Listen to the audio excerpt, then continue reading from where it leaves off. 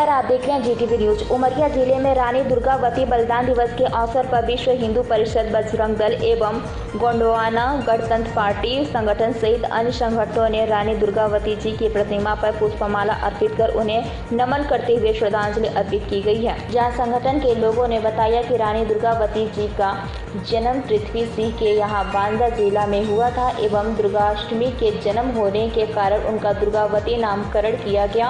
वो बचपन से ही प्रतिभाशाली थी एवं शास्त्र विद्या में निपुण थी एवं उनकी ख्याति दूर दूर तक फैली हुई थी। उनका विवाह मंडला के राजा दलपत शाह के साथ हुआ था। वहीं गोंडवाना गणतंत्र पार्टी संगठन के लोगों ने भी बलिदान दिवस के अवसर पर रानी दुर्गावती जी को नमन करते हुए श्रद्धांजलि अर्पित की एवं कलेक्ट्रेट परिसर में पहुंचकर अपनी 5 सूत्री मांगों को लेकर महामहिम राष्ट्रपति के नाम उमरिया कलेक्टर प्रतिनिधि को ज्ञापन सौंपा गया है।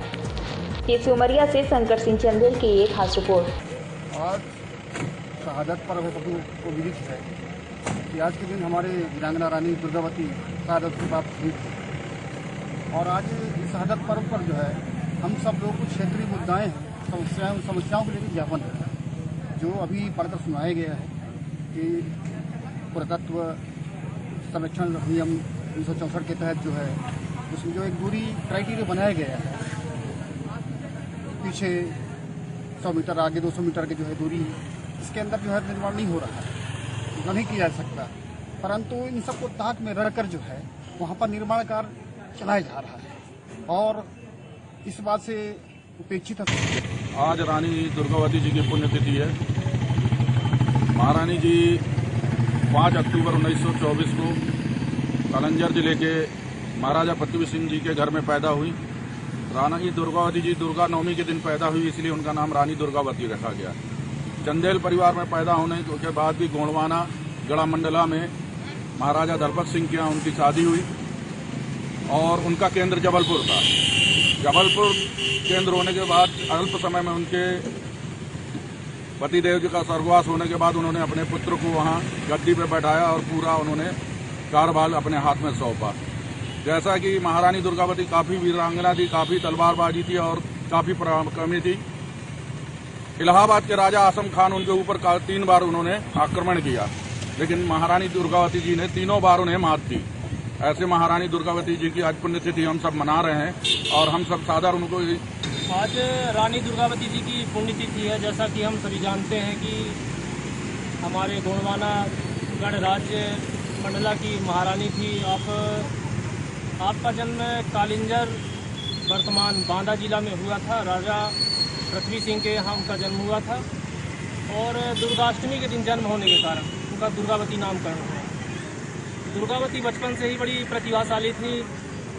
अस्त्र शस्त्र विद्या, शास्त्र विद्या सभी में निपुण थी, पारंगत थी और उनकी ख्याति दूर दूर तक फैली हुई थी। इसी ख्याति की वजह से मंडला में उनका जो है विवाह राजा दलपत शाह के साथ हुआ था और अल्पकाल में ही दलपत शाह जी का निधन हो गया और 4 साल के इस वैवाहिक जीवन काल में एक बालक नारायण शाह का जन्म हुआ था। रानी ने इस विकट समय में भी हार न मानते हुए नारायण शाह को गद्दी पे बैठाया और स्वयं कार्यभार लिया। अपने शासनकाल के दौरान उन्होंने अपने राज्य का विस्तार किया, चहुओर विस्तार किया और इस बात से उस समय पे दिल्ली में अकबर का शासनकाल चल रहा था। अकबर इस बात से बहुत खुश नहीं हुआ था क्योंकि विस्तारवादी था, उसकी आदत थी अकबर की विस्तार करने की, शासन अकबर का था। तो अकबर ने आसफ खां, वर्तमान अपने इलाहाबाद का कोई सूबेदार था, उसके माध्यम से आसफ हुआ। 1 बार 2 बार 3 बार ऐसे युद्ध हुए। हर बार आसफ खां को यहाँ पराजय झेलनी पड़ी थी। उन्होंने हार न मानते हुए पुनः आक्रमण किया दोगुने बल के साथ। महारानी दुर्गावती का शहादत हुई थी, उसी की याद में हम श्रद्धांजलि अर्पित करने के लिए हम उमरिया रानी दुर्गावती चौक इकट्ठा हुए थे और इसी आधार पर फिर हम सोचे कि हमारे दुर्गावती के कार्यकाल में ऐसा कुछ होता नहीं था, लेकिन आज क्या हो रहा है, तो हम सोचे कि जो सरकार की नीयत है और नीति है, दोनों में अंतर है। उस समय पर ऐसा नीति बना करके मोदी जी कुर्सी पर आए थे कि 2014 में जिस तरीके से बोले थे कि हम अगर कुर्सी पर बैठ जाएंगे तो 35 रुपये लीटर पेट्रोल कर देंगे, लेकिन आज 100 को पार हो चुका है। 107 लीटर। कुछ रोजगार हर साल वो ले लेता है, लेकिन रोजगार पैदा नहीं करता। दूसरी चीज, जिस तरीके से लोगों की अपमान कर रहा है कि 2020 और 2021 में जिस तरीके से उन्होंने बिना बताए, बिना तैयारी के जिस तरीके से लॉकडाउन करके और लोगों के जीवन में एक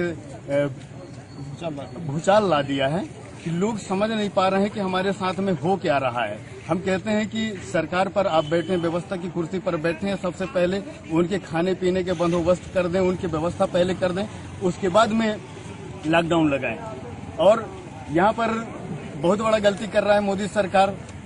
उसी तरीके से कृषि कानून के 3 काले कानून हैं, उसमें भी सुनवाई नहीं कर रहा है। 6 महीने से धरने पर बैठे हैं।